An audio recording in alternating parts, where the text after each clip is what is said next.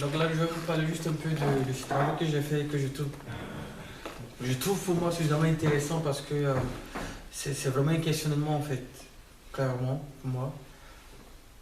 C'était une façon aussi de m'interroger aussi sur les rapports Europe-Afrique. Et c'est pour ça que j'ai bâti sur une représentation très basique en fait, et que le tableau j'ai nommé le premier navire. Et en fait, je dis le premier navire, c'est vrai que c'est le titre, mais je vais dire ça se terminerait en questionnement en disant bah, si le premier navire avait chaviré, quelle serait la valeur de nos rapports Europe-Afrique? Est-ce que ça serait pas mieux vu? Est-ce qu'on ne serait pas sur un rapport d'équitabilité? Et pour des choses qui ont pu se passer, bon, des choses, c'est trop, je veux dire, pour des rapports qui ont été plus ou moins complexes et compliqués et difficiles à vivre à un certain temps, en fait, 500 ans plus tard, 400 ans plus tard, il y a des répercussions. C'est qu'il y a un problème. Notre vision du Oui. monde, de l'Afrique et l'Afrique par rapport à notre En fait, monde. c'est que oui, ça n'a pas changé. Même si ça a changé, c'est que ça, c'est devenu. Mais c'est bon, je trouve que c'est d'autant plus complexe parce que même là encore, pour des questions qu'on se pose, on n'a pas les réponses concrètes.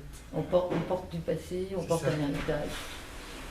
Et même dans le tableau, il y a plusieurs parties dans ce tableau. Justement, parce que moi, quand je parle de.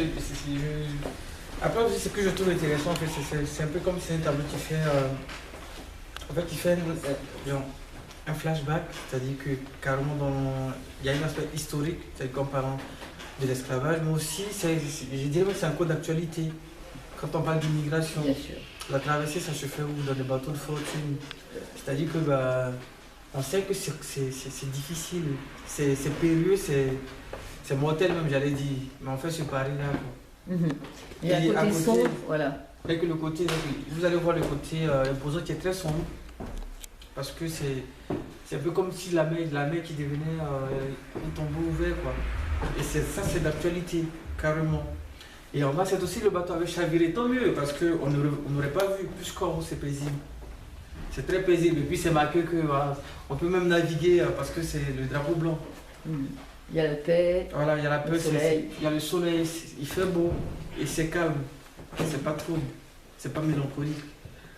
Donc en fait, j'essaie de jouer avec tous ces contrastes en fait, mais pour essayer de comprendre aussi moi-même. Et avec une expression assez spontanée, des formes géométriques et des couleurs qui se paraissent un peu plus naïves, Un peu mais ça, qui oui. ont des messages forts aussi.